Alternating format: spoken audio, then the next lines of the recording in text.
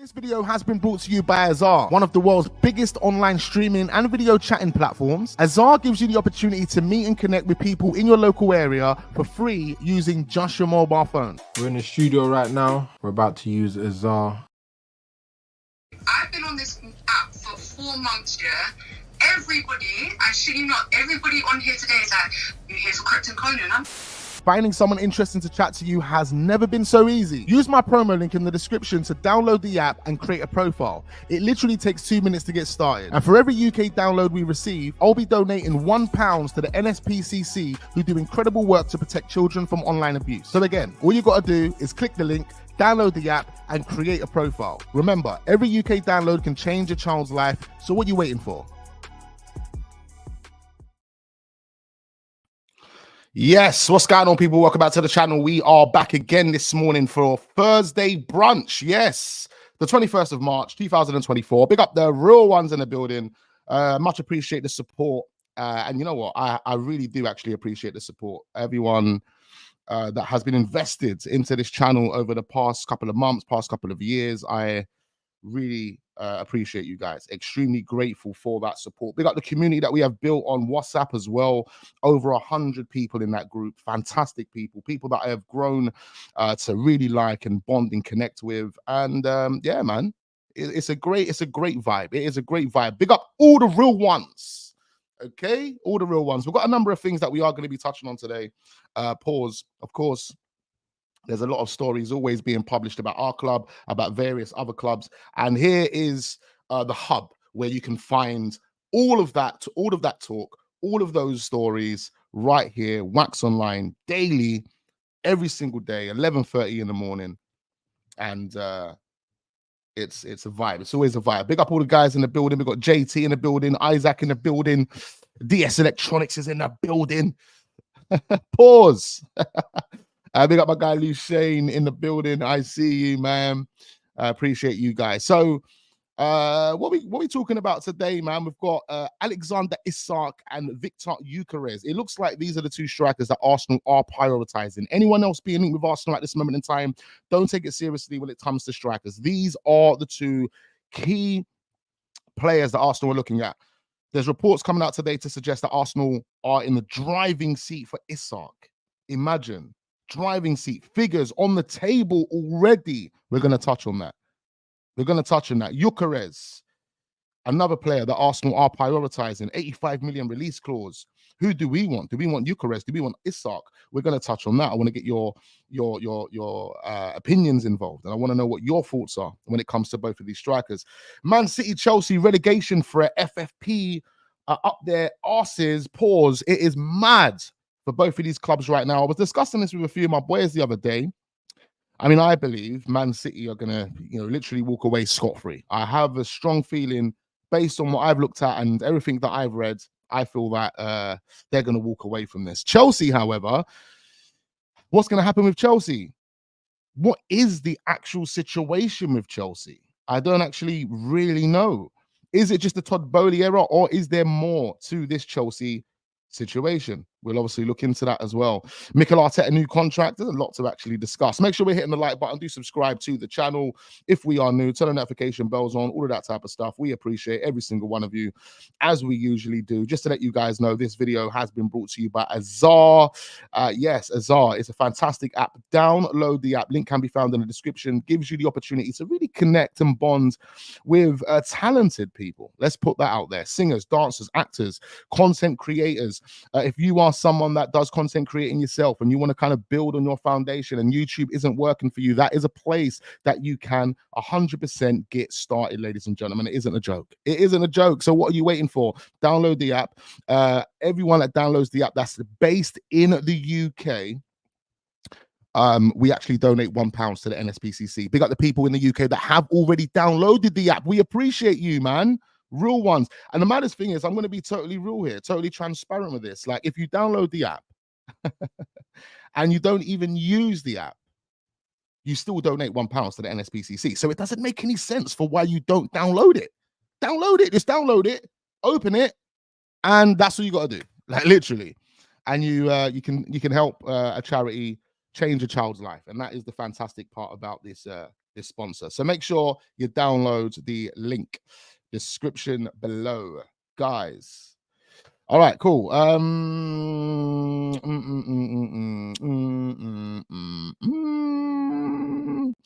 Where do we start, man? There's some interesting stuff going around about some great stuff. We do know what happened with Dani Alves. Yeah, Dani Alves is looking to be released. Apparently, Neymar's father will actually pay bail for €1 million.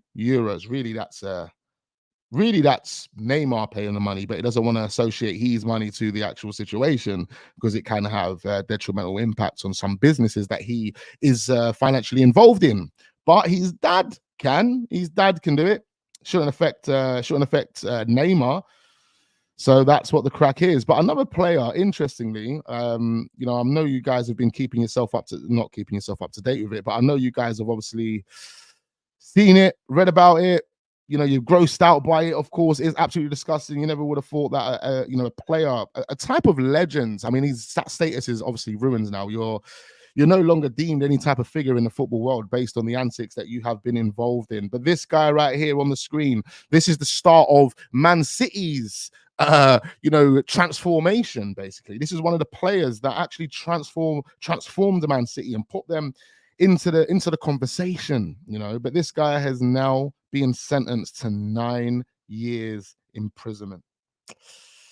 Absolutely disgusting. I know, again, it's not nothing really that we care about, but doing our daily brunches, we're going to talk about the news that's being published online. It doesn't mean just Arsenal news. It's going to be everything that we see that I think some people should be made aware of. And this right here, an absolutely disgusting situation that has taken place. I hope all the victims are all good.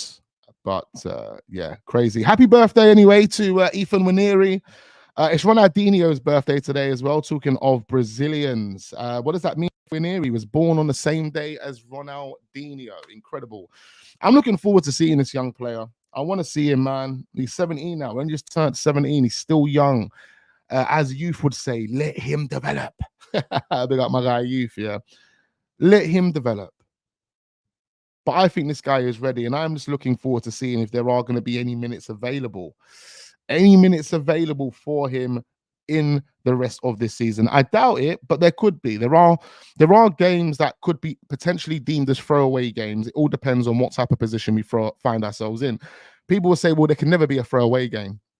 When I say what type of position we are in is if we find ourselves, who do we have? We've got I'm pretty sure we've got like a Bournemouth, and we've got a team like that, a Burnley. I think we've still got those type 2 or 3 of those type of teams to play. Luton, if we're 2-3-0 up against Luton, blood, there is minutes for Waneri. Understand? So that's the point, and I want to see Waneri play. But happy birthday to Waneri. Big up all the young players. In fact, there's another interesting story about a young player, Skelly. Man like Skelly, Arsenal want to turn him into an inverted left back. Oh no, they're gonna ruin him before he's even made it. Yeah, there's rumors to suggest, I'm just trying to find it, but there's rumors to suggest that Arsenal, there we go, Arsenal are ready to convert Miles Lewis Skelly and turn him into that left back in the mold of a Zinchenko type player. The 17-year-old has great technical ability. We've seen it in the friendlies. He's stood out. It's another one that's kind of surprisingly not got any minutes, because I thought that someone like him and Ethan Waneri, they would have been the two. Like you have the 2 youngers in and around the senior team, which these guys are. But these would be the guys that would make the exception for. They will be getting the 5 minutes, the 7 minutes, the 10 minutes here and there. We haven't done that. It is what it is. We're not going to obviously dwell on that. But Skelly is being, converted into an inverted left back. Is that good for the player? Based on what you know from Skelly, do you reckon that is, a good enough? Is he a good enough fit for that position? Is Youth in the building? I would love to hear Youth's opinion on this. Can someone tell Youth that we're live, please? I would love. He is probably watching in the background, probably working at the same time. Big up my guy. But would you say that turning Skelly into an inverted left back would be a good decision? A9 says Skelly is a Saka remold. So, they're a Saka remold. What do you mean by that? Because I think Skelly, what's Skelly? Skelly's like a central midfielder, isn't it? He's like a central attacking. He's like an 8. I think he's an 8. He's an 8. That's what he is. He's an 8. So I understand why they would use Zinchenko as the example, because it's like Zinchenko is an 8 that has been converted into this inverted left back. So I don't know, man. Obviously, Saka was a left wing back that was converted into a left winger, then to a right winger. Skelly is a DM, says Classic Guna.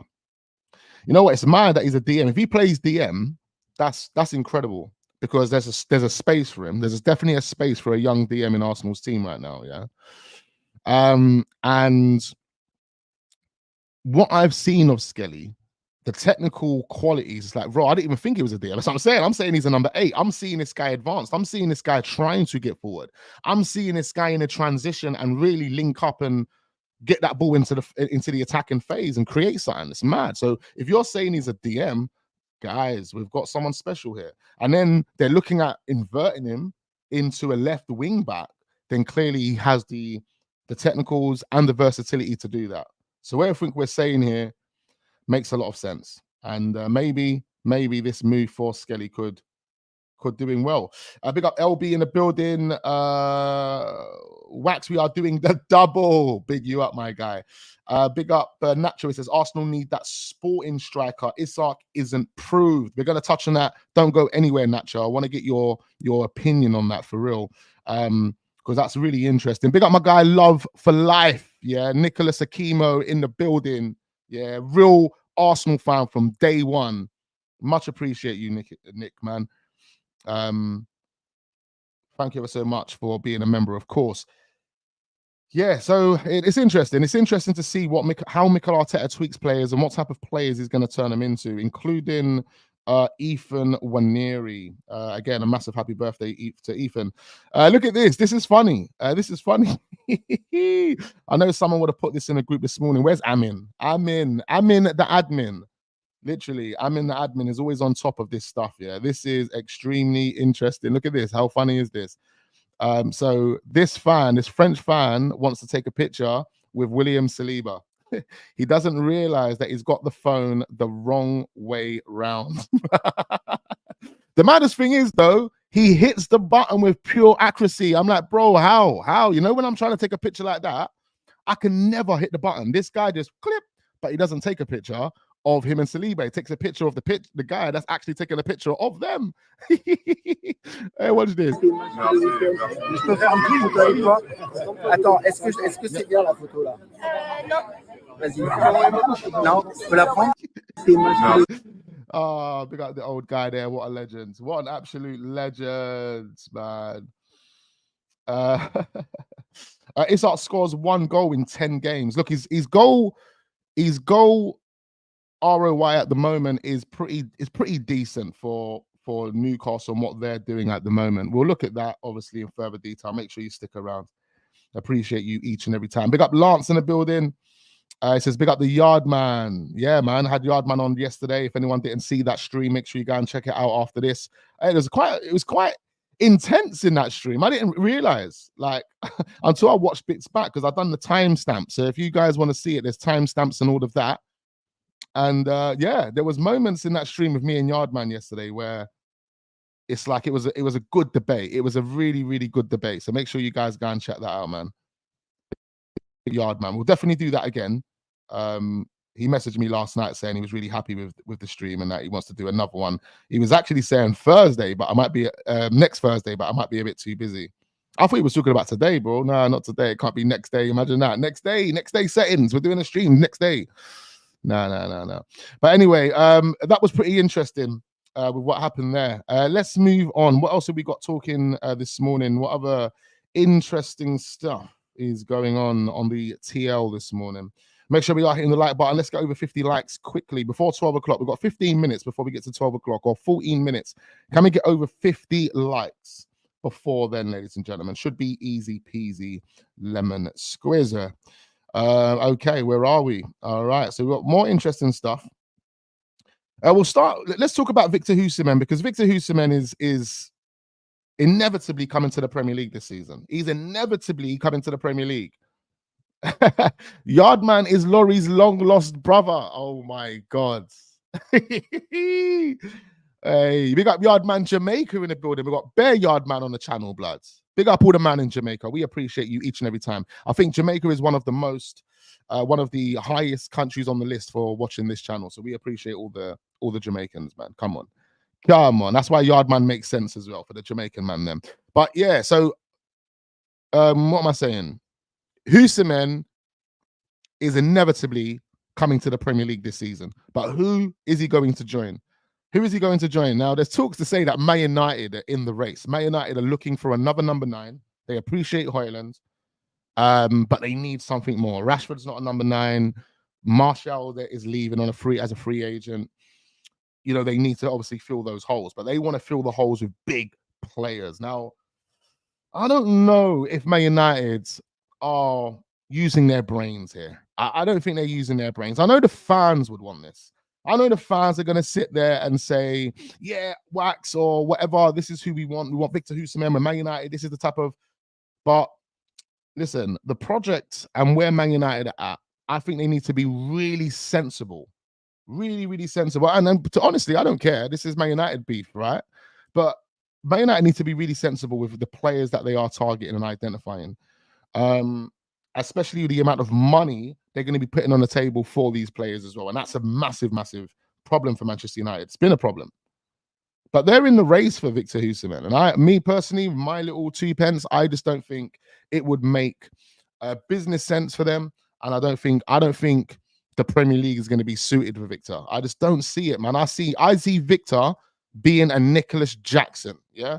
Nicholas Jackson. That is Victor Hooseman in this Premier League. Let me see how many goals Nicholas Jackson has really scored. Now, maybe Nicholas Jackson might come to fruition. Maybe he might start turning up. Who knows? But based on what we're seeing from Nicholas Jackson and, you know, the numbers and the stats, etc., I'm typing in Nicholas Jackson, bro. They're giving me Michael Jackson's brother. This guy obviously isn't known like that. And Michael Jackson doesn't even have a brother called Nicholas Jackson. That's how mad he is. Look at that. Oh, bro, let me sign it. All right, cool. So Nicholas Jackson right now in the Premier League has 9 goals in 24 games. Now, as a Man United fan, are you going to be happy to pay £100 million for a player that's going to give you a return of 9 goals in 28 games? No, you're not. Or 26 games, whatever games it was, right? No, you're not. No, you're not. 24 games. Look, you know, you're not really, man. Not really. I just don't think it's a wise decision to actually spend that type of money on a player that's going to give you that type of goal return in your first season. If you want that type of goal return, then you're going to spend 30, 40 million pounds on a player. Do you know what I mean? You've already gone and splashed the money on a Højlund. It doesn't make any sense, man. You got to be smart. But again, this is Man United beef. I'm just trying to talk from a perspective of, like, if that was me and then I was in that position and I was calling those shots, I would be a bit more sensible with what I was doing. But Victor Hooseman, would he be joining Arsenal, Man United, Chelsea? What's going to actually happen with Victor? Who actually wants Victor at Arsenal anyway? Ethan says, Victor Hooseman to United doesn't make sense. I mean, they got Højlund and Hooseman would cost a lot. Exactly. That's another reason it doesn't make any sense. Dead United, bun them, says Mad Miaz.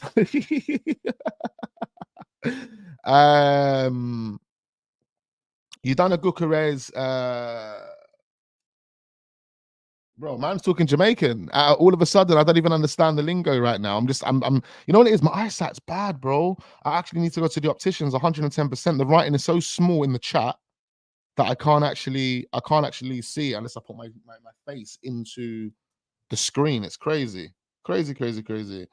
Not for me. I know people don't really want Hooseman at Arsenal Football Club. It's not for me either. It's not for me. He's one of the last players on the list. That answer on Google, Nicholas Jackson, is Michael Jackson's not. Hey, listen, I typed in Nicholas Jackson. It started telling me about Tito and Janet and bare different others. He's better than Kai. Who? Victor Hooseman. Yeah, I mean, look. There's a debate to be had there. There's definitely a debate to be had. But I think people have raved about Victor Hooseman. Look, he has scored some tremendous goals. And I think there was a point where I raved about him. There was a point where I said, I like Victor Hooseman, blah, blah, blah, blah, blah. But I was off doing an eye test for a short period of time. It wasn't religious. listen, over the past, say, 6 months, yeah, when it comes to like top Arsenal targets that have been heavily linked to Arsenal, I have been thoroughly trying to do as much watching the player as possible. I was trying to be careful of what I was going to say there. Did it need a pause? Did it need a pause? Pause if it needed a pause. Blood. I've been thoroughly watching a number of Arsenal targets, whether it be Gyökeres of recent, whether it be Viktor Osimhen, whether it's been Dusan Vlahovic, whether it's been Ollie Watkins, whether it's been Dominic Solanke, all of these strikers that we've had, because we know the main, and Ivan Toney, we know the main priority for us as fans and for Arsenal now is a striker. So I've been thoroughly watching these dons. I'm telling you now, Viktor Osimhen isn't the guy for Arsenal. He's not the guy. He's not the guy. Like, individually, he's got question marks. Individually, right? Individual qualities I'm talking about. But then you look at the team, you look at the structure, you look at how organized we are, the type of football we play. I just don't think Viktor Osimhen is that guy. He's not the answer. And just like A9 says, the eye test never fails, bro. There you go. And I've seen enough of him, even in the AFCON, to say, yeah, I don't want Viktor Osimhen. I like to see him in the Premier League because I would like for him to come to the Premier League and prove me wrong. Remember, we say these opinions, and I don't know about everyone, but me personally, I say opinions because I want to be proven wrong most of the time, all of the time. You know, even with Arteta, I want him to prove me wrong. You know, if I've been Arteta out and I've said, you know, I don't think Arteta is the man. Obviously, we've got no choice to a degree but to just stand there and wait because Arsenal ain't sacking him. But at that point, I'm open for you to now prove me wrong.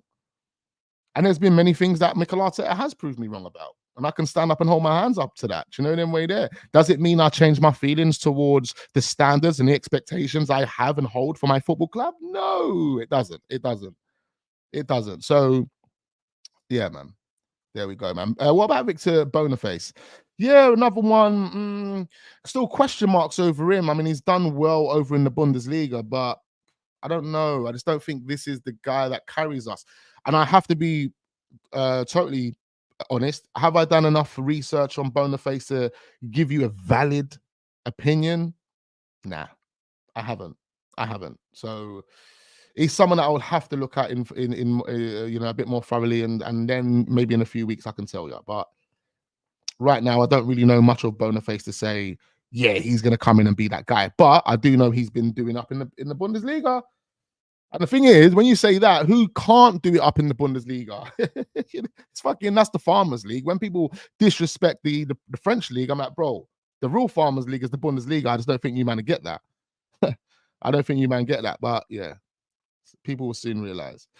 Obviously, we spoke about this player yesterday, potentially moving to Arsenal. Arsenal are interested in Morello, but Nottingham Forest under pressure to sell this summer due to PSR rules. Now, it's very, very interesting, this. And I think Arsenal could really, really be in the race to sign Morello here, or anyone can. And I think it's not only Morello, there's going to be a number of players at Nottingham Forest that are going to be on the market.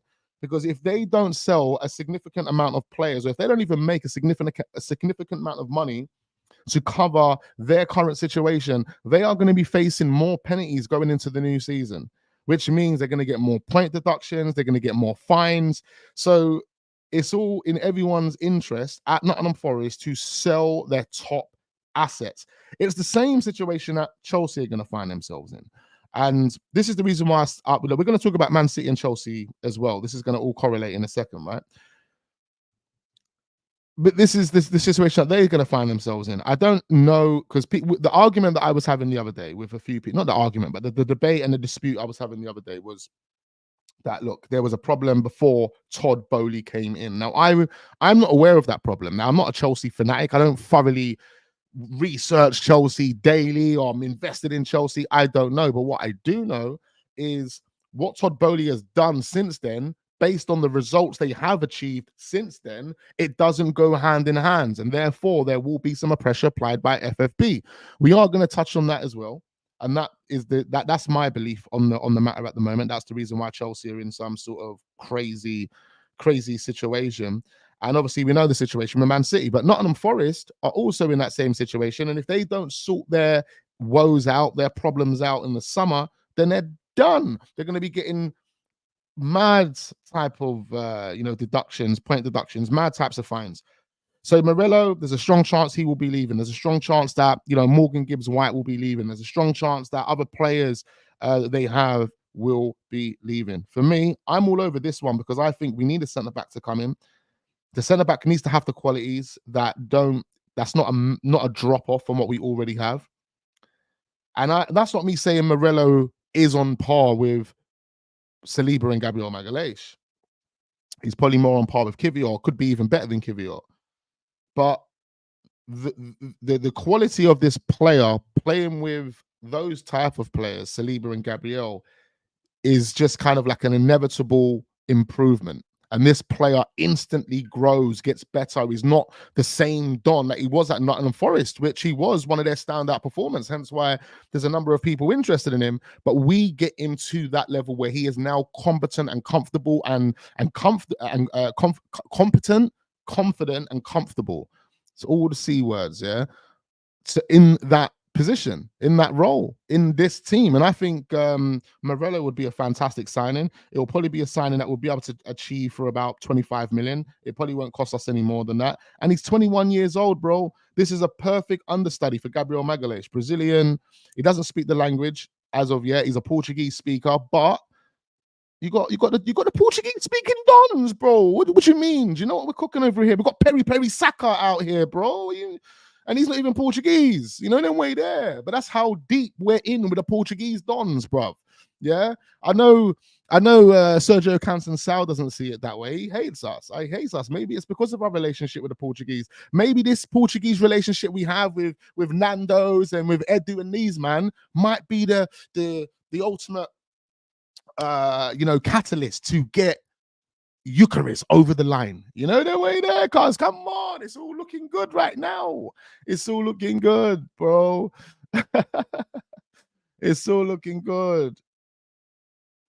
Wax, I normally agree with you, but Yardman is right, bro. Right about what? Tell me. Please do comment down below. I don't know what he was right about. No, I mean, he made points. I mean, I don't know what you're talking about he was right about. Sorry, I didn't mean to. Sorry, my bad. I don't know what you're talking about because we spoke about so many things in that stream. So please do let me know. But this guy anyway is a player that I want to see Arsenal sign, and I think Arsenal have got a really good chance of getting it done. Do comment down below. Let me know your thoughts on Morello. Is it a player that you would like to see at Arsenal Football Club or not? Comment down below and let me know.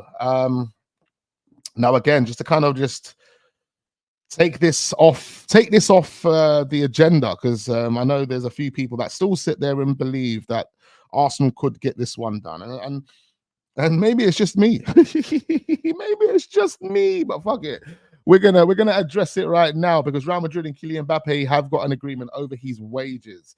That's according to Fabrizio Romano. There is an agreement over the wages.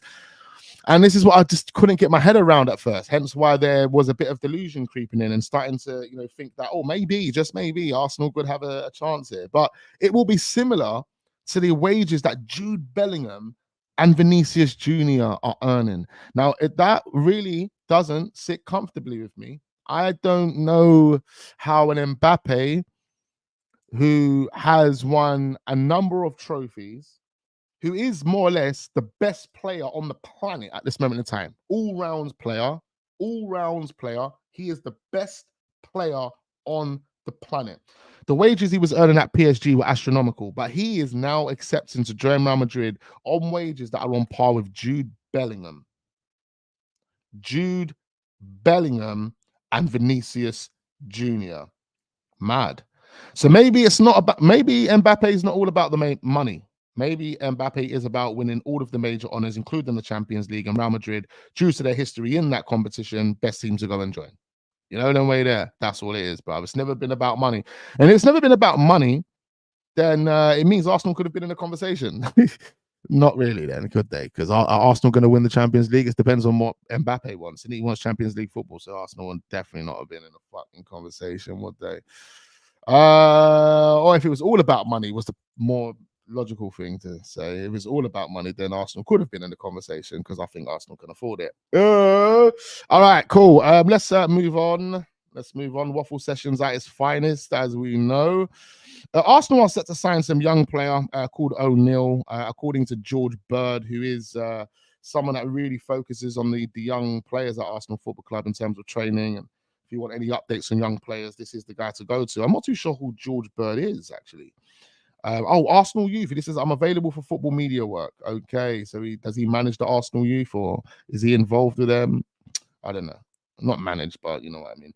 Anyway, Arsenal are looking at this guy called O'Neill this summer, according to the Belfast Telegraph. O'Neill, who can play as a central midfielder or out wide, featured for Arsenal's under-17s at a trialist at the Flamengo Adidas Cup in Brazil. Oh, that must have been a fantastic experience for him. Imagine that, being in Brazil on trial for Arsenal, going up against these Brazilian flair dons.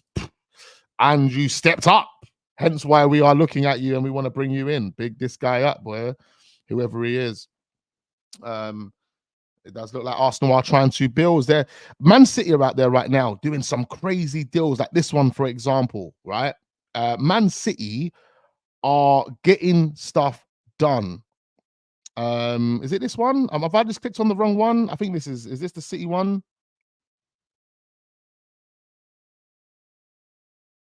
Yeah, this is City. This is City. Yeah, this is City. So City are looking at a bunch of South American players. They're signing Savio. Savio's at Girona at the moment. Right? I think he's already signed to Man City. And what they done, right, with the Savio deal is basically, because Savio couldn't get a work permit in England, they've used their owners to buy him to Girona, because Man City owners own Girona, for those that don't know. I'm pretty sure everyone's familiar with that, right? Or aware of that. And obviously the agreement was to go to Spain, get your work permit for Europe, and then it'll be easier for us to then get you into England. And that would have been the focus. And now they're in the process of getting Savio over the line, and he could be one of the first South Americans that we see playing from this youth batch that Man City is signing, because they're signing a bunch of South American youth players. And this is the same process that Arsenal now want to take. Remember, I told you a few months ago that Arsenal have now agreed that they're going to give their youth academy a massive astronomical financial transfer budget to then do what Man City are doing.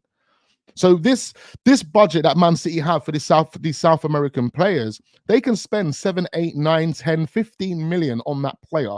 That's not going to affect the budget for the senior team. Do you understand what I mean?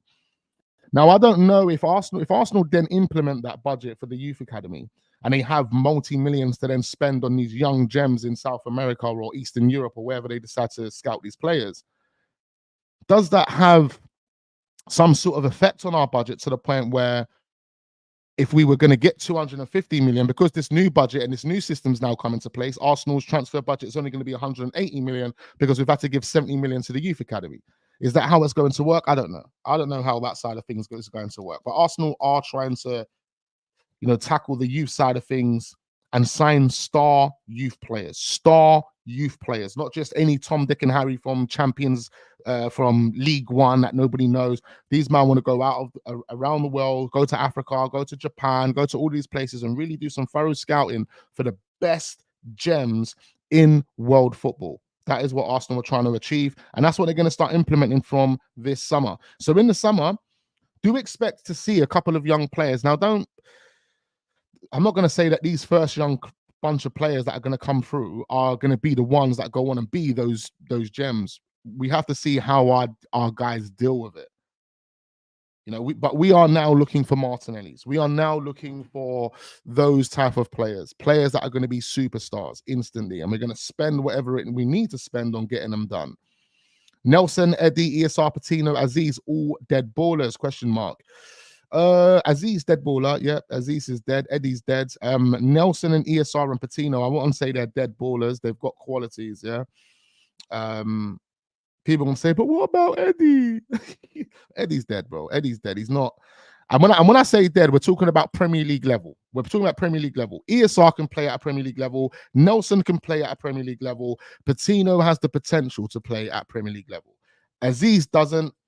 And Eddie Nketiah, in my opinion, doesn't. I think Eddie Nketiah is a championship player that is literally drowning in the Premier League right now. And I don't think there is any team in the Premier League that would be happy or even if they signed him, would actually put him as their main number 9. There's no team in the Premier League that will make Eddie Nketiah their main number 9. I'm sorry to the Eddie Nketiah fans in the chat. I do apologize. I know. You're crying. You're upset. You're probably thinking of the worst words to describe how you feel about me. I understand. But the true facts of the matter is Eddie Nketiah is just not that done. Ethan said he might get into a mid-table team in his prime. When's his prime going to come? 29, 30? Is he get like who can we say that it took all the way until there was 28 before they started showing any type of real quality whereby they could hold down a first team position? Who's done that? Because I'm seeing Dons flourish and turn up before they're 24. And even if they go missing by the time they're 24, they had moments before that, consistent moments. They went missing for a minute and they rejuvenated and found themselves, when they were 27. And then they went on a run again. Eddie's washed. It is what it is, man. You just got to say you got to say it is. And I think Mikel Arteta realizes that. That's why Mikel Arteta is not playing him. He's not been playing him. He's only giving him minutes recently because he wants to save legs for bigger games. And I have to applaud that, because obviously I want my legs to obviously rest. I want my players to rest. I want them to be raring to go for the next game. So if I have to give Eddie 15 minutes for the sake of that, cool, there you go, Eddie. But I'm only going to make that decision if we're comfortably winning the game. It's kind of bizarre when you have Eddie coming off the bench when you're losing a game to try and change the game for you. It's just, yeah, we have to really move on from that, and hopefully we rectify that in the summer window, man.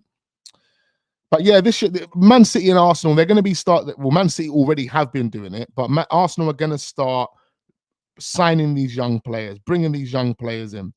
A player that we've been linked to as well is really, really putting himself out there. Man like Cop Manners of Atalanta. He has told Atalanta that he wants to move in the summer. He says, my girlfriend and everyone, what did we watch the other day? I didn't think we watched it. I watched it by myself, or maybe watched it in a group. Emmanuel Petit. What did Emmanuel Petit say? He said his career was ruined. His career wasn't ruined, but he had mad regret after leaving Arsenal. And the reason he left Arsenal wasn't because of a decision he wanted to make. It was because of a decision that his girlfriend wanted to make. His girlfriend didn't like the English weather. His girlfriend wanted to go over to Spain. That's what happened with Emmanuel Petit. Yeah. But ultimately, up until this day, this guy regrets it. He regrets it. He wished he stayed at Arsenal. It was the best environment, he said. Best environment. He was at Chelsea. He was at Barcelona. He said it was the best environment, bro. Best environment. So, again, this guy might want to move. It might be him that wants to move. But to come out and tell us that, oh, my girlfriend. Yeah, bro. This could be a decision that might affect you in years to come. You never know. He says, anyway, my girlfriend and I are having a lot of fun in Italy, but for some clubs in the Premier League, I will even put up with the rain. I'll even put up with the rain. He is desperate to come to the Premier League, so it's not a girlfriend thing there. I just made that assumption without even reading it. But again, it is a valid point that I made there. You need as a man to make your decision. Yeah, don't let someone make your decision for you, blood. It doesn't work that way. Wife, girlfriend, whatever it is, blood. As a man that wears the trousers and a man of your house and a man of your community, blood, don't let no one make decisions for you, blood. Yeah, when it comes to costly decisions, or when that's costly, when I say big life-changing decisions, you need to be the man to make that. Don't let a girl make that for you. And that's what Emmanuel Petit done.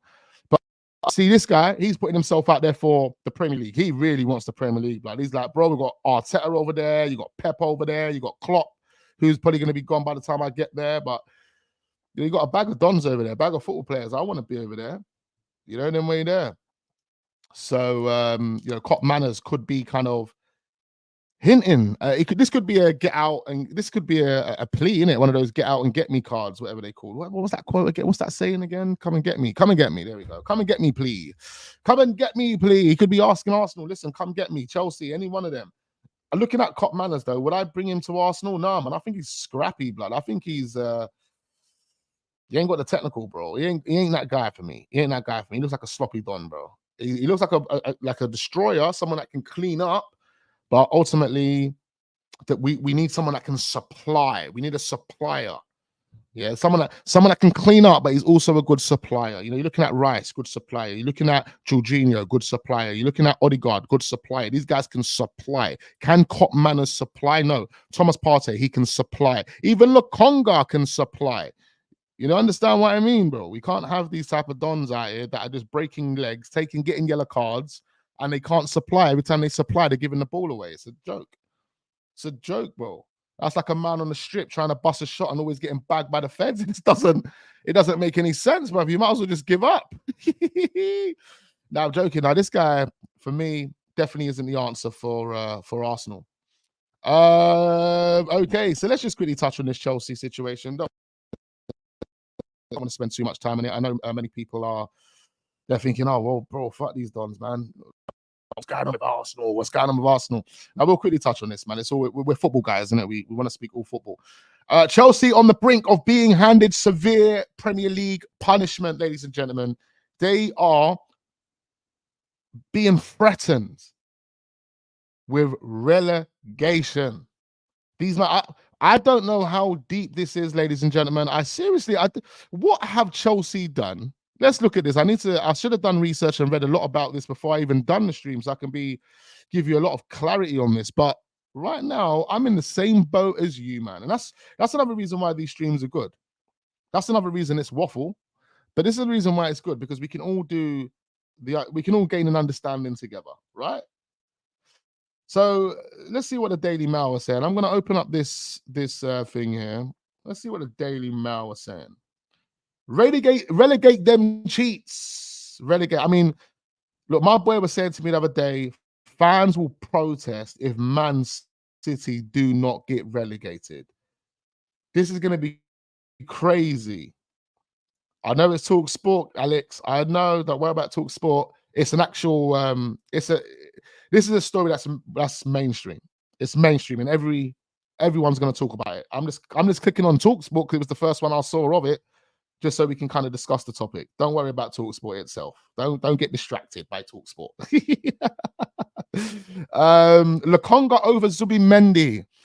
I mean, listen, to spend £53 million on Zubimendi when you have someone like a Lokonga who you can mold into that, or you know, there are other players out there. I mean, I don't know, man. I really don't know.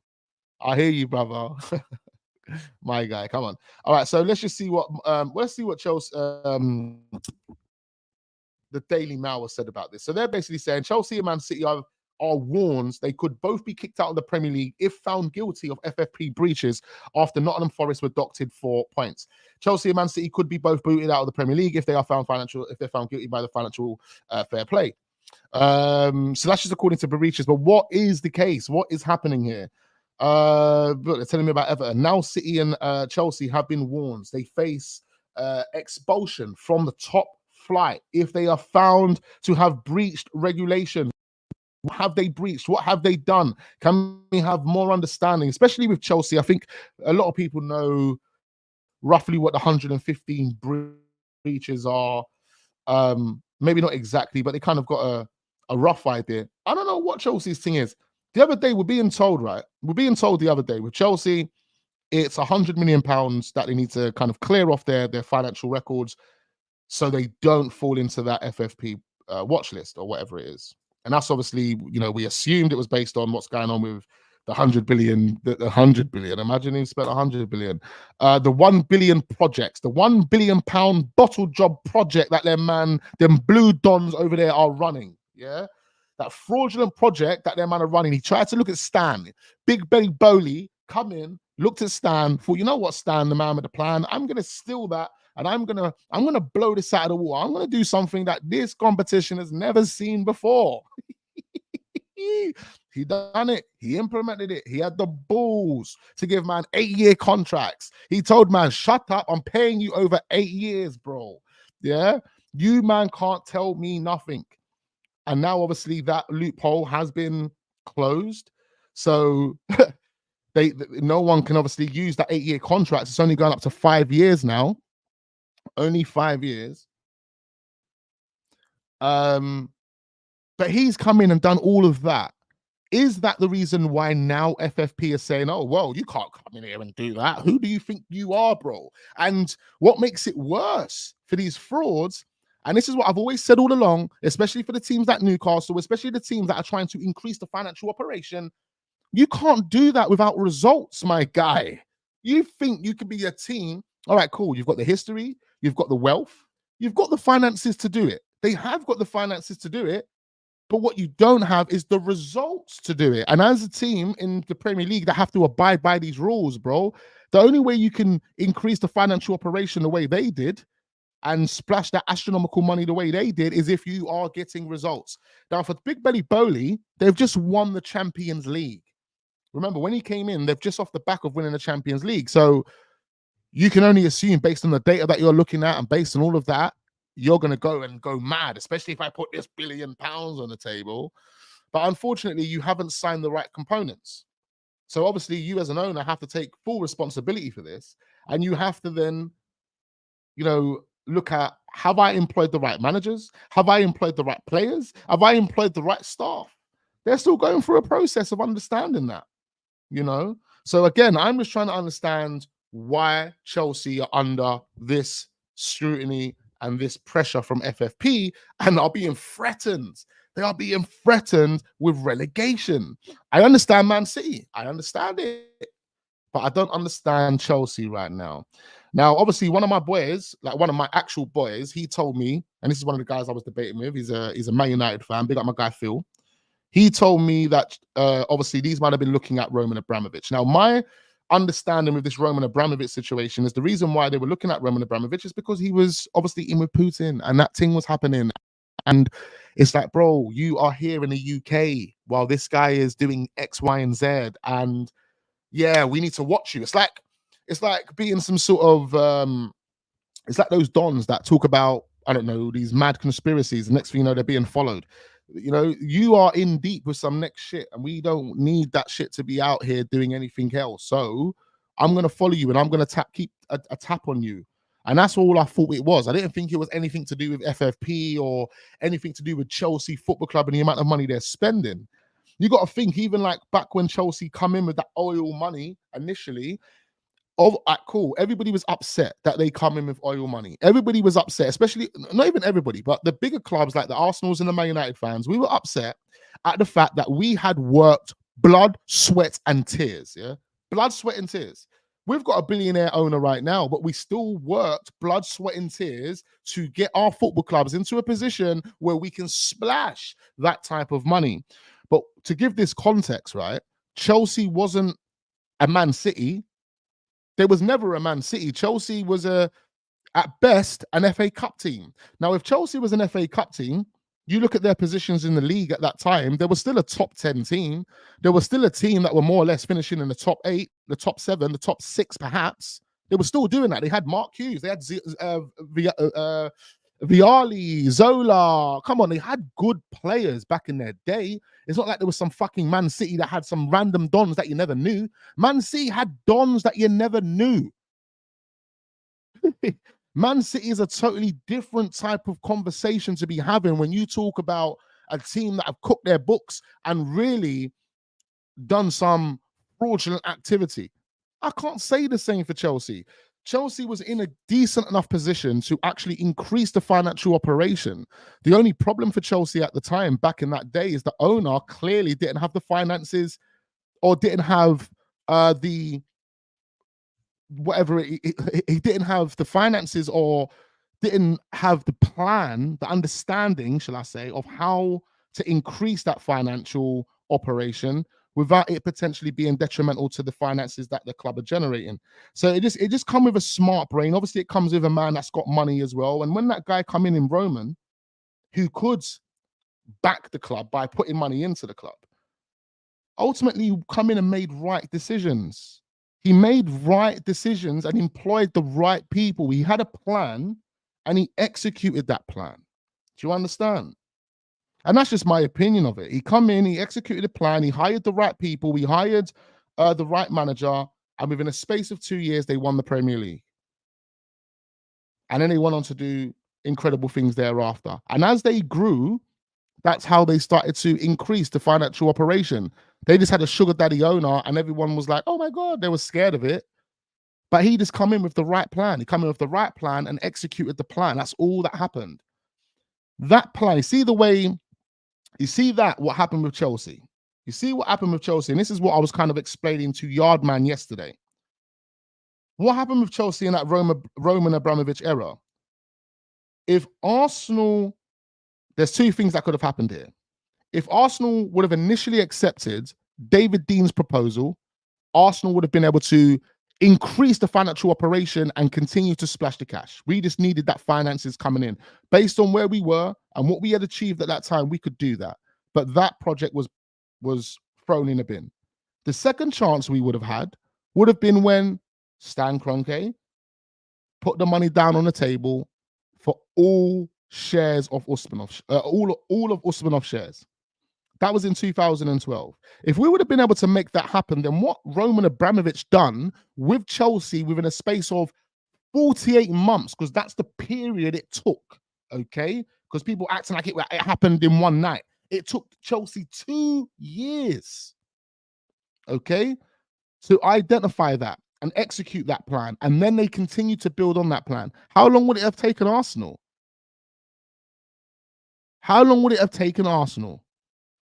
There you go. There you go. So look, the saltiness and the upset and the frustration about Roman Abramovich's time at Chelsea, especially that first period, I don't know what he was doing, if there's any allegations and any accusations that are being made about things that he'd done whilst in the overall, the whole 18 years or however long he was there. I don't know every single decision that he made.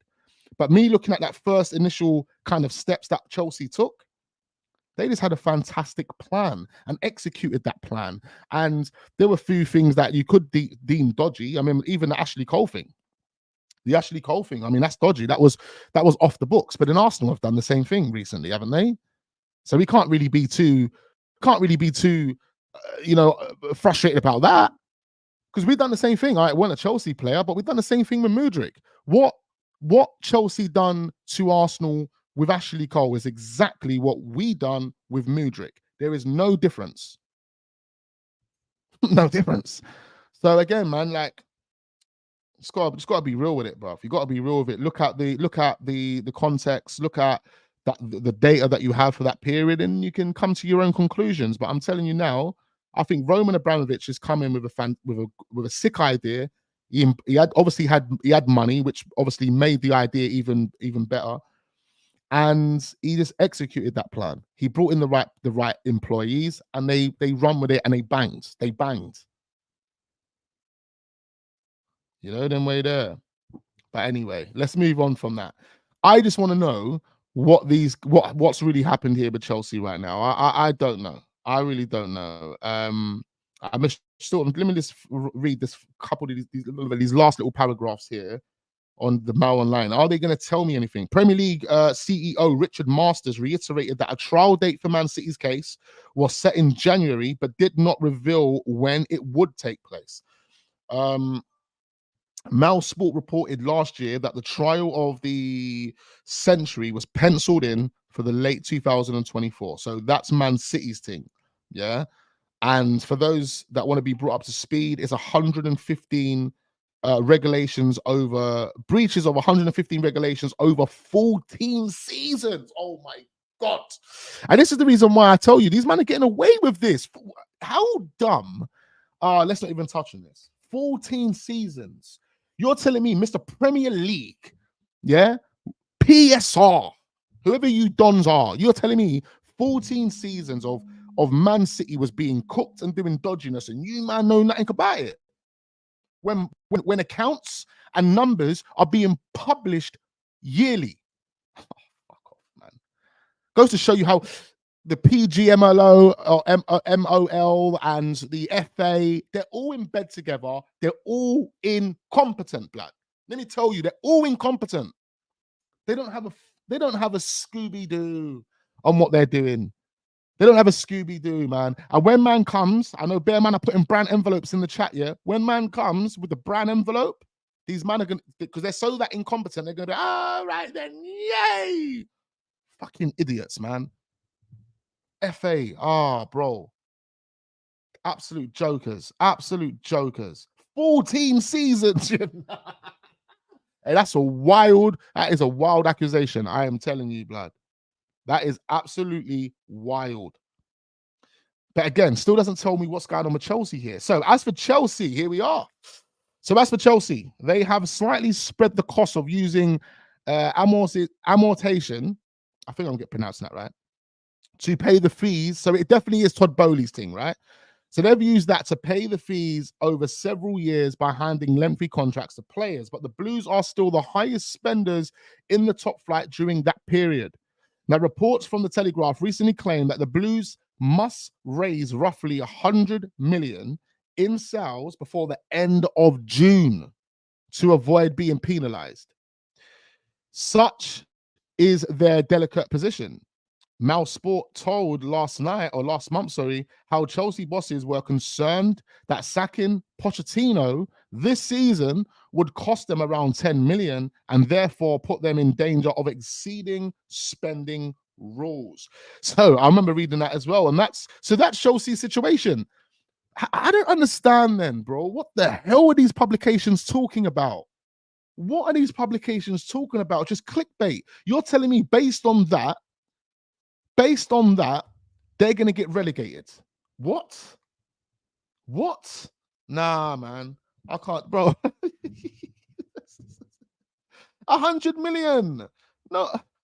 But the maddest thing is, right, they could get their 100 million.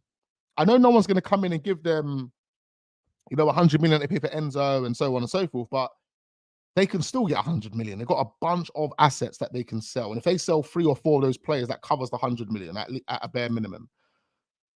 But that's crazy, though. They have to do it before the 9th of June. 9th of June, March, April, May, June. It's like 3 months, bro. 3 months. They've got 3 months to drum up some interest for some of their players. That means they have to sit there, or they've already sat there, and Poch has basically decided that you have to cut ties with you. The maddest thing is, with these players now, what they're going to have to do, just so they don't spoil the nest and they can continue building, is just be transparent with these players. Just be transparent with them, saying, listen, we love you, we appreciate you, but based on the X, Y, and Z, we've got to sell you, blood. And this is the reason why Conor Gallagher's probably going to go to Tottenham. They will make that happen, £35 million. That's a nice chunk of that 100 million. Who else would you reckon they'll sell? They're going to sell Sterling, but Sterling's only going to get you about 15 million. Maybe this includes the wages that they're paying the players as well. So maybe the wages that are being paid for these players would also be accounted for in this 100 million. If that's the case, then these men are calm, bro. 3 players out the door, they're good. How much is Sterling earning at Chelsea at the moment? He's earning astronomical money, bro. He's on about 250, 300k a week, blood. Crazy. Just work that out over a course of a month, then work that over a course of a year, bro. He's getting peas, bro. He's getting peas. Then they've got Broja. I mean, Broja's not going to bring you no peas. I think they've agreed to sell Broja to Fulham for 4 million. It was only a year ago, 2 years ago. Remember, they were trying to sell Broja for about 50M. Oh, it's crazy. The game has gone mad. They tried to sell man Broja. Remember, Arsenal were linked with Broja. I was telling man Broja, you have really looked at Broja at Southampton and convinced yourself that he's good enough for Arsenal. Okay. But when that speculation was taking place, Broja was being labeled £50 million. Bro, I'm hearing, Isaac, 4 million. 4 million is what Fulham have got an option for. An option of an obligation for 4 million. And I think they've already triggered it. Broja or Eddie, I'm scratching my head. I can't believe they tried to like Chelsea fans and a number of fans a little while ago tried to overhype Broja. Broja is dead. He is dead. Yeah, he is dead. Broja is Bentner. That's the best way to put it. You want to know who Broja is? He is Bentner 2.0. That's who he is, bro. Yeah. We don't want that type of quality anywhere near our football club, nor do Chelsea. Hence why you guys are ready to sell him for 4 million, blood. If not already agreed, 4 million.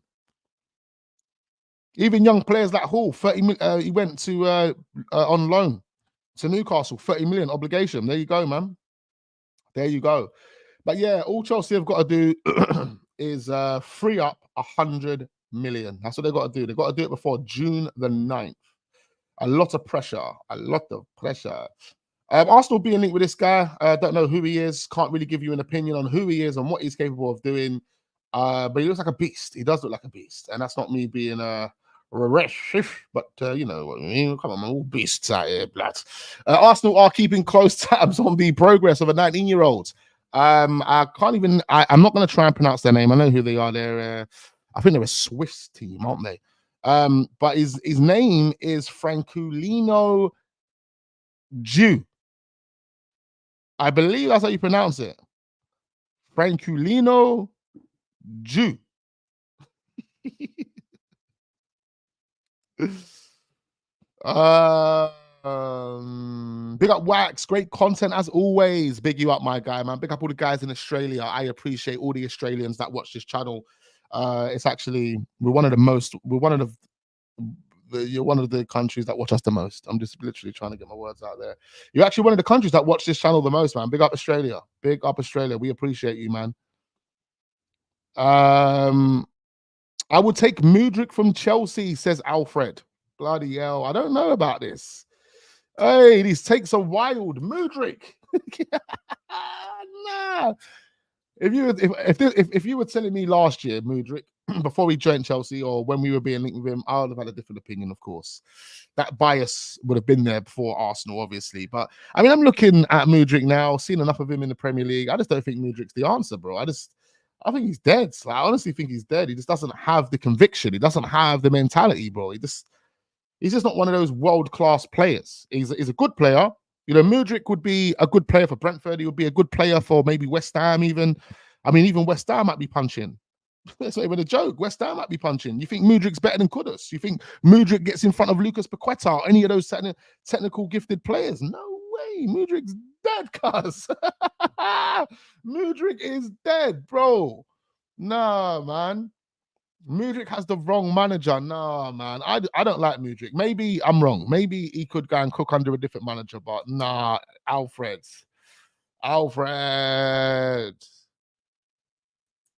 Butler settings. Nah, Alfred, man. That's Butler settings, fam. I'm joking, my guy. Big you up, man. He ain't that guy, man. He ain't that guy. That's what I'm saying. He's just an average guy, Mudryk. He is an average guy. I just don't think there's anything to it. You know, he's a street baller. You know, like street ballers. Like in a cage, Mudryk will look sick. You know, he's like what do they call them ballers again? Is it freestylers, isn't it? It's them freestyle ballers. He's like, with those type of dons, Mudryk will look hard.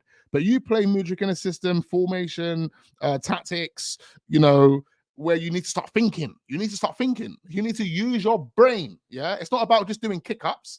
It's not about just doing our little tech on the ball. Oh, yeah. You know, all that bullshit stuff, yeah. All that skillful stuff. It's not about that. On a football pitch, bro, it's about using your brain and it's about engaging your brain in the game whilst implementing those technical abilities, blood, and those technical qualities. Mudryk is not qualified. He's not qualified. Come on, man. There's so many Brazilians over the years that were just like it. We've seen players come to the Premier League in the past and be just like that. You know, if anything, I'm taking Nicolas Pepe over Mudryk. Facts. Fever Street. That's what I'm saying. That's where Mudryk belongs, fam. He belongs there. So you see the difference between like certain Fever Street players like Ronaldinho is that they were mentally gifted. You can put Ronaldinho in a system, in a style, in a tactic, and he would cook. He would understand. Calculated. Very, very intelligent. Mudryk ain't that. Mudryk was designed to play football on the beach, blood.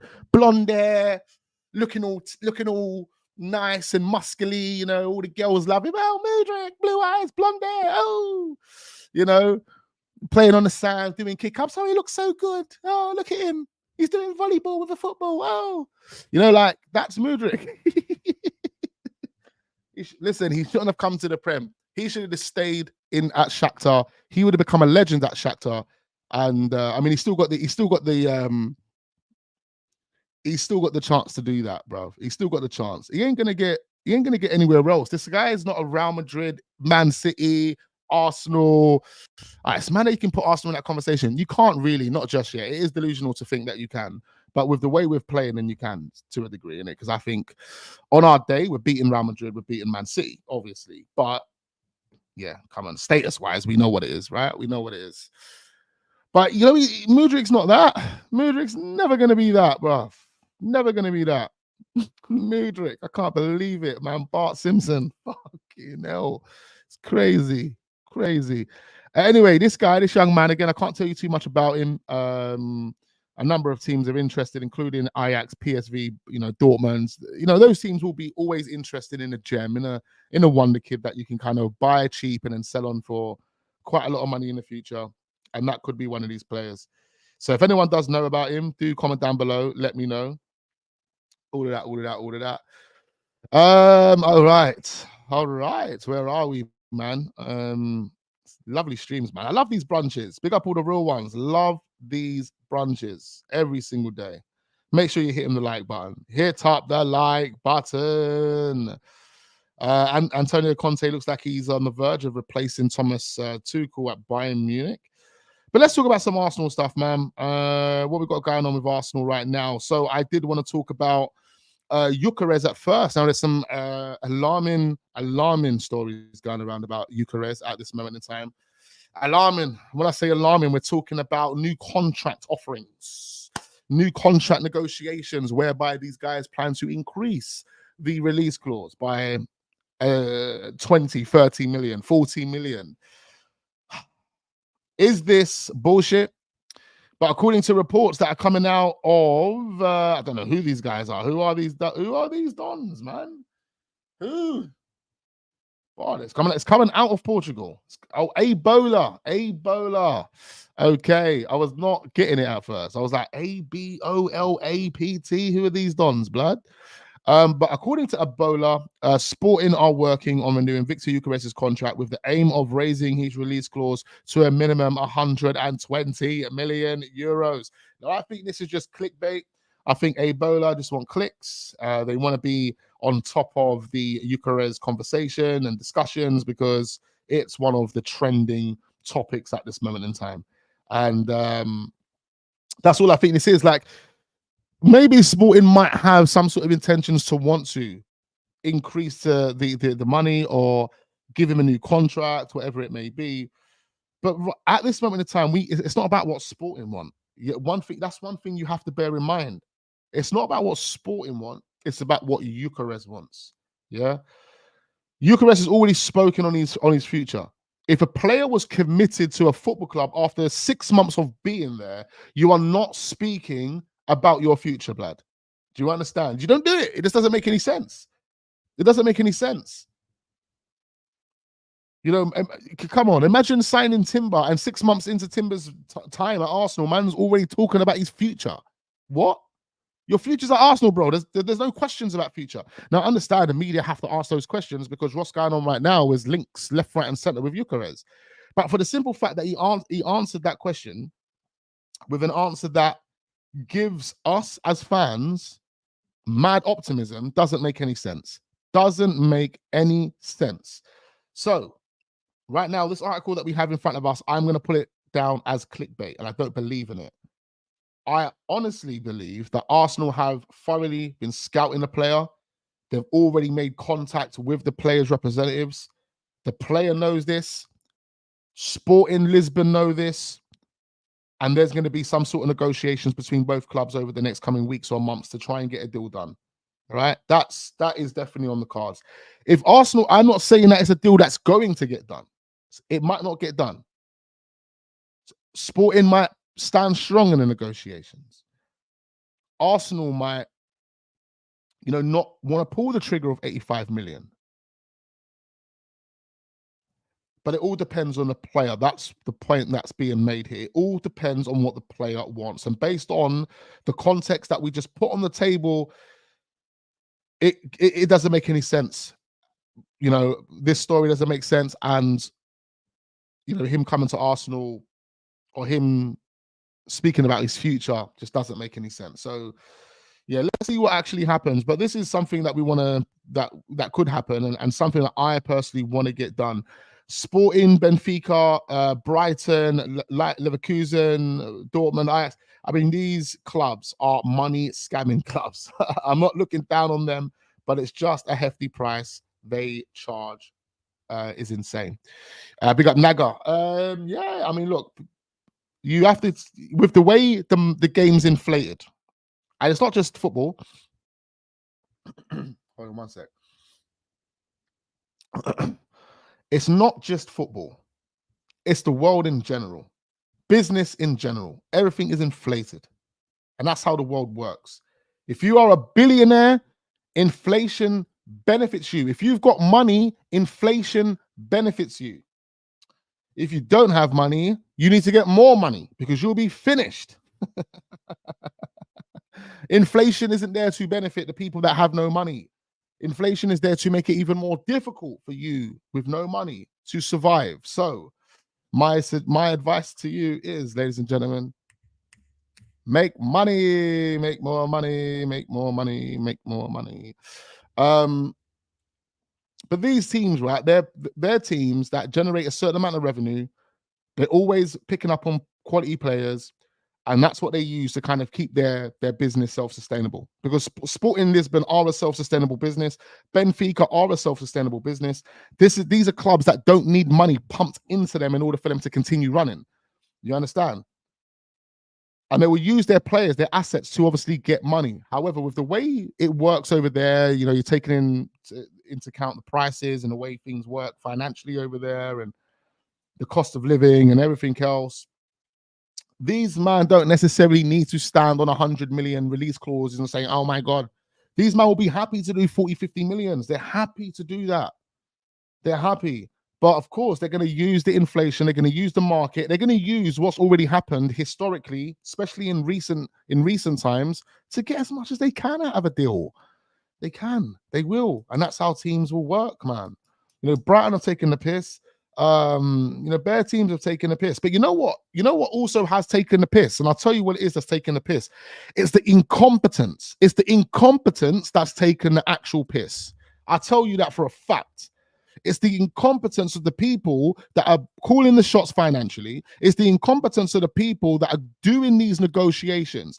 It's the greediness from the agents, the greediness from the intermediaries. You see these third-party companies and all these dons that are in the middle. They're the reasons why you get these stupid deals sometimes. You know?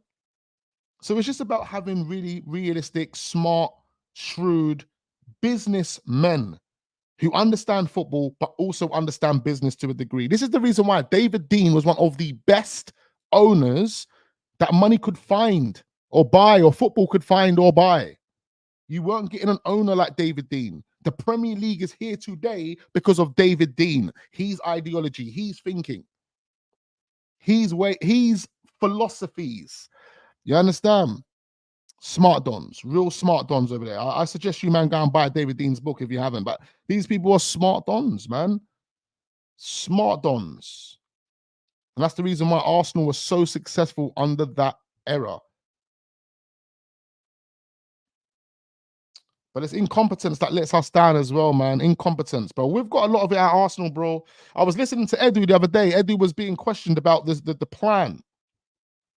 Edu was being questioned about the ultimate plan for Arsenal moving into the summer. And I swear to you, he said, to be fair, literally, he said that word, that sentence, to be fair, to be fair, to be fair. He said that more than anything else, blood. I didn't get anything out of what he said other than, to be fair, to be fair, to be fair. Oh, man, it is crazy. So we have still got incompetence at our club, you know, and I still am kind of skeptical and concerned to a degree about how Edu ultimately deals with the negotiations this summer. You know, so let's see, man. Let's see. Let's see. Is Edu going to cook? I need to see pictures of Edu in his barbecue, because every time I see pictures of Edu in his barbecue, That's when I know Arsenal are trying to do something. I need to see those barbecue pictures, Edu. You need to get those barbecue pictures on Instagram now. Get us gas, bro. Get us gas. Let's get delusional. I feel like one day Brighton will face difficulties and get relegated. They face the same fate as Leicester did if they just go on with this buy cheap and sell costly model. One day will be hard to find. To be fair, is the plan. To be fair. Eddie was just spitting. To be fair. Yes, to be fair. I was like, bro, come on, man. Just tell us what it is. The question was, like, do you have a strategic plan in the summer? Do you already know what type of players you're bringing into Arsenal? Well, to be fair, the to be fair Don. Eddie, the to be fair Don. Your board is chucking bids around the globe for strikers, but nothing concrete. Don't forget how your club fumbled the Luis Suarez bag over the issue of £1. No, don't. Hey, who are you? Hey, let me hit you with some facts right now, my guy. Yeah, you can't come in here and start trying to slander my Don. You think you can come in here and slander my Don, Arsene Wenger? Yeah, is that what you're trying to do? What's his name? Weira? Yeah, Dub? Yeah, W? Listen to this, bro. We never fumbled no bag when it comes to Luis Suarez. We never fumbled no bag. I tell you what happened. It was against the law in what Liverpool done. This is the reason why La Liga, you see La Liga own the right to all of the minimum release clauses in the contract. So if you've got a minimum release clause in a contract, you don't go to the club with the minimum release clause and say, there you go, there's the money triggered, bang. No, you go to the La Liga. La Liga triggers the release clause for you, they deal with it. We don't have that regulation over here. So there's no one over here right now to tell Liverpool you must accept the 40 million release clause that's been triggered in the contract. There's no one to do that. So Liverpool can just ignore what Arsenal were doing. And Arsenal was sitting there thinking, hold on, bro, this is like a contract. This is a contract binding agreement. This is a contract binding agreement, which means that if I give you 40 million by law, you have to release the player. You have to release him by law. Do you understand? We put the extra £1 on top because it's like, okay, if you man want to be dickheads about it, okay, here you go. Here's an extra £1, you fucking idiots. Here's an extra £1. And it still didn't happen. Why? Because there's no one regulating the release clauses in players' contracts here in the Premier League. That's why. So what do? It's either Arsenal move on and try and find another player, or they sit there and spend all their time chasing down the FA so they can pursue Liverpool for not pulling the release clause or not accepting the release clause. It makes no sense. We have no time. If you don't want to give us Luis Suarez, fine, keep him. Do whatever you want to do. That's not us fumbling the bag. That's us doing it by the book. That's us abiding the law, sticking to the rules and regulations that are set for our football. If you have no rules and regulations, then what do you have? You have nothing. You have a circus. Okay, then. So, man coming on here trying to tell me about my dog, Arsene Wenger. I gave you facts. There's the facts. Eat it, swallow it, pause, all of that. Yeah, all of that. But we fumbled the bag. Come on. Fumbled the bag, you know. Nah, man. I appreciate you, though, Wira. I can't remember what the name was, but I appreciate you. Listen, yeah.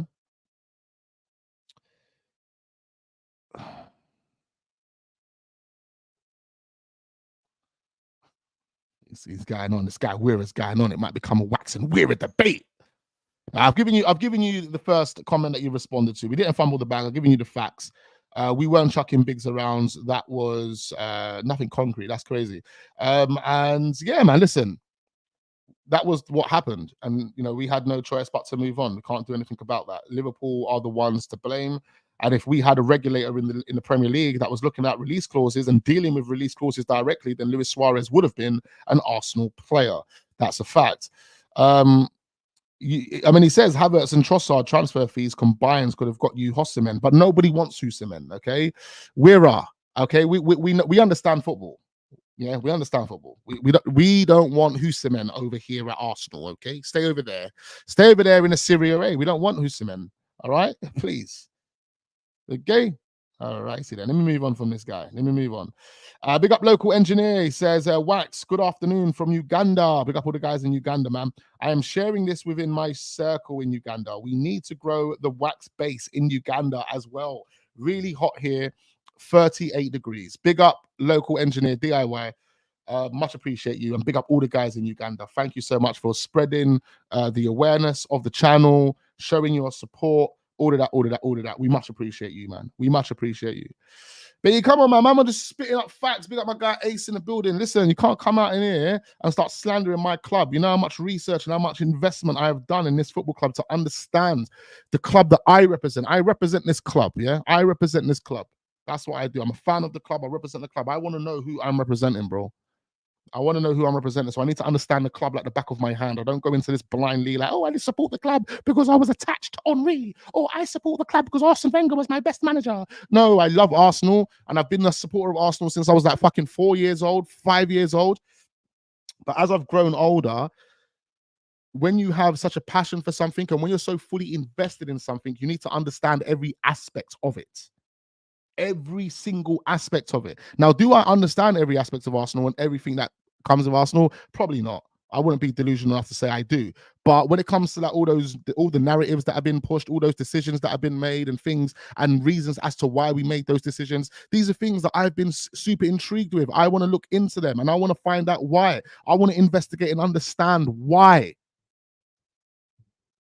And therefore I come to my conclusions and you know, I'll give you the evidence and the factual information, my guy. Wax, you got a better understanding after the BS comments. Was schooling man out here. Come on, man. I'm always schooling. But it's not even it's not even an ego thing or anything, bro. You remember schooling? See, schooling for most people has been a muggage thing. It's like, oh yeah, if you're schooling him, you're mugging him off. But really, you have to look at it as a positive. If I'm schooling you, it means I'm educating you. I'm giving you a clearer understanding. Whether you decide to take in that information or not, it's entirely up to you, my bro. But a lot of people will see it as a negative thing. Oh, but anyway, it is what it is, blood. Talking too much here. Waffle sessions. Osimhen's release clause is too much. Napoli is greedy. We don't want Osimhen over here anyway. So I'm saying this guy's talking about Osimhen. Let him go to Man United and let him get 9 goals in 30 games. You'll see about Osimhen. Because that's what he's going to do for you, bro. He's technical.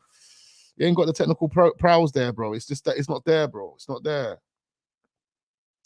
But anyway, let's move on to the last topic of discussion. I've only got about 5 more minutes. I need to jump off this and jump into a meeting very, very shortly. Time is actually running behind. I didn't even realize it was like nearly 1 o'clock, bro. You know, we just get carried away with these streams and you know, we love talking to the gang. There's still more things that I could have touched on, but yeah, won't have time to really talk about that. We'll just move on to the main topic of discussion, which is Alexander Isak. And I know people are slowly dropping off right now. Big up everyone though. Still got well over 100 people locked into this, but the numbers are slowly but dropping. Make sure we are hitting the like buttons when we do leave, ladies and gentlemen. But we're going to talk about the main topic. We're going to do another 5 minutes. And then we're out of here. Big up Naga, man. Much appreciate the donation and the super chat as always. He says Wax Kingdom should be at the top, man. Big you up. Big up to the Don. Hope this channel reaches out more communities. The kingdom should expand. Absolutely. Absolutely. The community, the kingdom. We have built something fantastic here. Thanks to people like you, Naga. Thanks to every single one of you in the building and the people that check this channel out on a regular basis.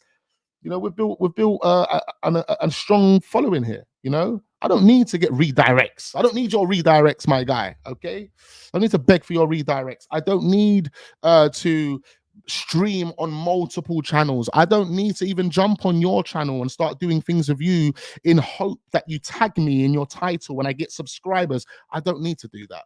I organically sit here every day. Just go live on YouTube. We spit the facts. We spit who we are, what we do. And we get people like yourself that gravitate to this shit. And we appreciate you, man. Each and every one of you, man. Like I said, Australia, USA, Kenya, even Poland. I looked last night. Poland's up there. Every single one of you guys, India, all of you guys, bro, that watch this channel globally, I appreciate you. Everyone in the UK, of course, goes without saying. But yeah, man, come on. You get me? It's pure facts over it. But anyway, this Isak situation. It's looking interesting. According to Give Me Sport, Arsenal are the most likely suitors to sign Alexander Isak in the summer. Newcastle likely want £80 million. Fucking hell, man. Pardon my language. The fees are astronomical, isn't it? Like I said, this summer we're going to see billions spent, like billions and billions and billions are going to be spent this season. This summer is going to be crazy. It's crazy. AWAX, it is true Arsenal are only letting Arteta make 3-4 signings this summer window because they want to focus more on youth players so we become self-sustaining for the future transfer windows. Facts. Yeah. We've touched on that. That is one of the philosophies that Arsenal will be fully. It's been a part of Arsenal for quite some time, yeah, but it's one of the philosophies that Arsenal will be fully implementing from the summer. We're going to have a crazy budget for youth players that we've never seen before. I think the youth budget right now is probably about 2-3 million to sign some couple hundred bag players. But now that budget's going to go up to like 40 million, 50 million perhaps, whereby we can go out to a Brazilian team and sign their top star for 8 million or 10 million and say to that guy, yeah, you're a part of the academy. You're not even playing in our senior team, blood. You might not even make it to the senior team. You might not even make it to the senior team. But you know what? You're going to want to play for our academy because our academy, imagine going over to Brazil. Imagine going over to Sao Paulo or going over to Flamengo or one of those teams. With all due respect, they are probably like the biggest teams over in Brazil. But then saying to them, we've got an academy or we've got a place for you to live, sleep, breathe, learn, everything that is 10 times bigger than what you are doing over here. And you're talking about the biggest clubs in that country. Bro, this is a flipping dream come true for these Dons. These men are flying to the Arsenal academy. They want to sleep, breathe, sleep, shit, all of that there, bro. These men ain't going anywhere. This is exactly what Barcelona built years ago. Real Madrid built it years ago. Bayern Munich have their own version of it. Man City are in the process of developing their one of it.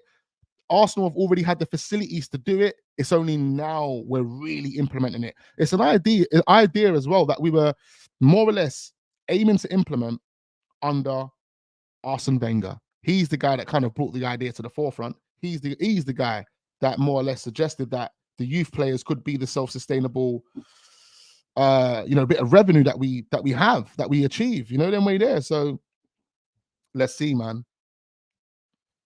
No, it's true. It is true. Big up Mr. Arsenal. Much appreciate you. Big up my guy G Navas as well. Come on. Big up Tayeb. Haven't seen you in a while. Good to see you in the chat. Bob, I don't even see you in a WhatsApp group. I think you removed yourself from that WhatsApp group months ago. Haven't seen you since. It's a shame, really, but get yourself back in there if you want. Get yourself back in there. We will be reopening the WhatsApp group for new people to join us in the summer, man. Keeping it closed for now. We've got too many people in there. Obviously, we will be doing a spring clean again. We've done like 2 spring cleans already. Another spring clean is due, okay? And then we'll reopen it in the thingy. But the WhatsApp group's fun, man. It's vibey. It's bants. There's debates, aggressive debates sometimes as well. It's crazy. It's crazy. Your phone will break. Sleep, breathe, and shit. Ethan, fam, these. Listen, you see what they're doing with this shop to realty thing, yeah? This Shopper realty thing. Hold on, man. Real Madrid are already using our shits, blood. Real Madrid got pictures of not Real Madrid, Brazil, sorry, not Real Madrid. Just Real Madrid players were there, obviously. Now, man, our settings, not gonna lie, our settings are at a next level. Yeah. I'm talking about our conditions, what we're built, and the training ground and everything. Bro, Arsenal are going to be something massive. Like, we are already massive, but we are going to be astronomical in the next, 2 years, 3 years, like literally, especially if our performances continue and we get the results and we get the trophies that we need. Where's that WhatsApp group? It's on WhatsApp, isn't it? It's on WhatsApp, my guy. Arsenal need to spend on youth because we definitely need a better, and Real Madrid spent on big on youth themselves. Absolutely, man. But that's what Arsenal are going to do. But yeah, just to finish off on what Jason Suter has to say on Isak, he basically says Newcastle looking at about 80 million. Extensive interest in Isak expected. 22 goals in 42 appearances. Now, 22 goals in 42 appearances is good. If you put him in a team that have more control of possession, that have probably better players in the final third, he probably gets those 22 goals up to maybe like 28 goals in 42 games. And I wouldn't mind that. I wouldn't mind that. But Isak isn't the first player on the list for me. That's all I'm saying. He isn't the first player on the list for me. Okay, man, that's really more or less everything that we had to kind of share in today's brunch. 1 hour and 13 minutes. Absolutely beautiful. We love these ones. We love these ones, man. It doesn't even feel like we were here for 1 hour and 30 minutes. And I'm here by myself. It's not even like I'm here talking to people on the camera. You know, we done like nearly 2 hours, me and Yardman yesterday. But you know what it is? The chat's been engaging. Big up all the real ones in the chat. And therefore, you know, when the chat's engaging the way it has been, when people got questions and people want to talk, then we can be here for hours. We can be here for hours. Garassi. No, I don't want Garassi, man. We got Christopher. I'm not interested in Garassi, bro. You need nah, bro. You see that Bundesliga is probably like one of the last leagues that I'll be looking at players in, to be quite fair. Last leagues that I'll be looking at. One of the last leagues, bro. I'm not really fond of the Bundesliga. I think anyone can go over there and do it. Anyone can go over there and do it, bro. So I'm not really fond of it, man. All right, 3 more comments and I'm done. 3 more comments and I am done, man. Make sure you are hitting the like button on our way out, ladies and gentlemen. We appreciate you, man. Come on, big up all the new subscribers. I see ya. Good stream, says Ethan. Thank you ever so much. Big up Afo. He says, thanks, Wax. Always look forward to your streams every morning. Thank you ever so much. Wax, what are the chances of Arsenal winning silverware this season? I reckon it's going to be another trophyless one. Look, the chances are there. The possibilities are there. We're in contention with the Premier League. We're in contention with the Champions League. I mean, it's all in our court right now, isn't it? So the chances right now, you can say it's 50-50, isn't it? It's 50-50, bro. Because we have a chance of winning it, but there's also a 50% chance that we don't win it. So I'd say 50-50, bro. But I'm hoping that we win something. Because I'm not going to be too happy at the end of it. I'm not going to be too happy, regardless of the football and regardless of results, 6-0, 5-0, 4-0, whatever. If we get to the end of this season and you're telling me I've got to wait another whole 12 months to wait and see if we are in contention to win a league again, bro, I'm going to be disappointed, blood. I'm going to be disappointed. And what even rubs it in is that I'm going to be sitting here creating content where these frauds are flying around in Dubai and going on holiday and that. I definitely need to go on holiday this summer, though. I ain't even lying, bro. I'm going to be looking at trips right now, actually. Fuck that. Fuck that. These man ain't going on holiday. And man ain't going on holiday this summer, bro. I ain't been on holiday for about 3 summers, blood. 4 summers. It's long. UK holidays ain't good enough, bro. You can drive anywhere in the UK. There might be some good landscape, but yeah. UK ain't the one. UK is not the one. You need to get abroad, mate. Only quality brunch here, people. Exactly. Big up all the Arsenal fans, all the guys in Australia as well. Every single one of you guys. All right, guys, we're wrapping this. I appreciate you. Make sure you go and check out the stream that we done yesterday with Yardman. Me and Yardman chopping it up. A number of debates on there. There was like 3 different debates, 3 different intense moments where me and Yardman just couldn't agree. And there were so many points that he wasn't getting at first. And I know some people have left their comments on that, but hopefully Yardman listens back to that and says, oh, now I get it. Because sometimes when you're having a conversation with someone, it's really difficult to comprehend the points that are being made and digest it. And then, do you know what I mean? So I get it. Wax, go to India, find yourself an Indian girl. Bro, I got an Indian girl in my house, bro. What are you talking about? My partner is from India. Okay. I've got a beautiful Indian lady. Okay. You know, but thank you for the advice. We might go India anyway, bro. We might go India anyway. So who knows? Who knows? But anyway, hit the like button, do subscribe. Much appreciate every single one of you. Hit the like button, all of that. I look forward to seeing you guys on the next one. Peace.